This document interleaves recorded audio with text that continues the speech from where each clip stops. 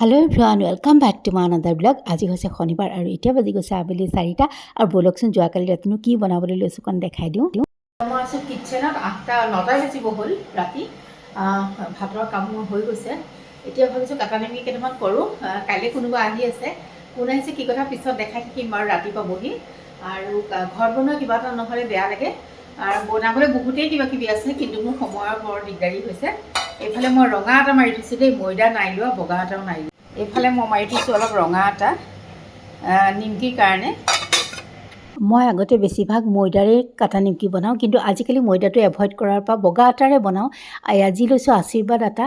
খাবলৈ কিন্তু খুব ভাল লাগে, দেখিবলৈ ইমান ধুনীয়া নহয় অৱশ্যে।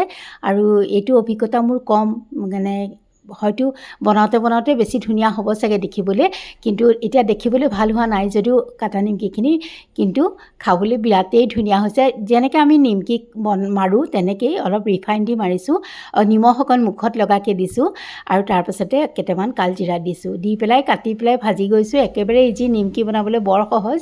আৰু তাৰপাছতে এফালে কাটি গৈছোঁ, এফালে ভাজি গৈছোঁ। এয়া মোৰ কাটা নিমকি হৈ গ'ল। ৰেচিপি মই দেখুওৱা নাইকিয়া, আজি একেবাৰে সৰু ব্লগ এটা লৈ আহিছোঁ। ভাবিছিলোঁ নিদিওঁৱেই বুলি, তাৰপিছত আপোনালোকৰ ওচৰলৈ নাহিলে কিন্তু ভাল নালাগে। সেইকাৰণে আজিৰ দিনটো অকণ যি আছিলে ভিডিঅ' কৰি থোৱা তাকে লৈ আহিছোঁ।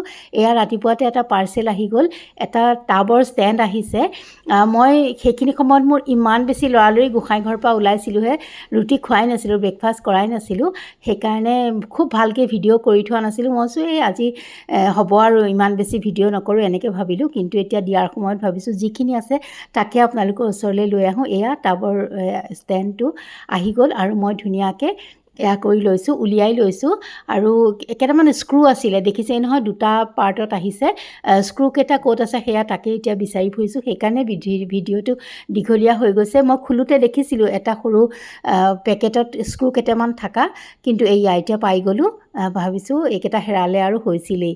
তাৰপাছতে এইকেইটা মই ধুনীয়াকৈ ফিট কৰি লওঁ। এওঁ নাছিলে, এওঁ আকৌ আজি গাড়ী ছাৰ্ভিচিঙত দিব গ'ল, নহ'লে এইখিনি কাম এওঁকে লগাই দিলোঁ হয়। তাৰপিছত মোৰ কিন্তু কিবা এটা বস্তু অহাৰ পাছত কি হয় জানেনে, সেইটো ফিট নকৰালৈকে, বস্তু তাত নোথোৱালৈকে শান্তিয়ে নাপাওঁ। আজি মই এনেই অকণমান মানে থৈছোঁ। মোৰ এইফালৰ টাবৰ ষ্টেণ্ডটো খুব বেয়া হৈ আছিলে, মই এনেই ৰেক এডালতে থৈ দিছিলোঁ, সেইকাৰণে এডাল অৰ্ডাৰ কৰিছিলোঁ। আৰু পূজা বুলি এনেকুৱা কিবা এডাল ঘৰলৈ আহিলে ভালো লাগে যে, এইখিনিত থৈছোঁ। আগৰ বস্তুখিনি মই অকণমান চাফা কৰি ল'লোঁ। আজি খুব ভালকৈ মই চাফা কৰিব পৰা নাই, সেইকাৰণে খুব ভালকৈ ভিডিঅ' কৰি দেখুওৱা নাই, লেতেৰাই হৈ আছে।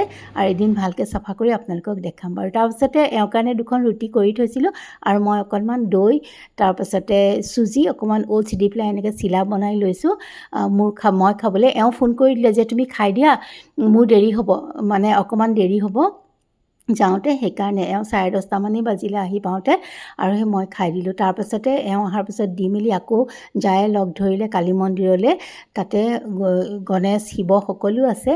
এয়া গৈ পেলাই আমি চাকি বন্তি জ্বলাই আহিলোঁ। অকণমান তাইকে দেখাই দিছোঁ। আৰু এফালে যিহেতু যাম, মন্দিৰত অকণমান দৰ্শন কৰি আহিলে ভালো লাগে, ভালে কুশলে যাতে আকৌ গৈ আহি পাওঁ সেয়া। আৰু আহি পেলাই এয়া ভাত বাঢ়িছোঁহি।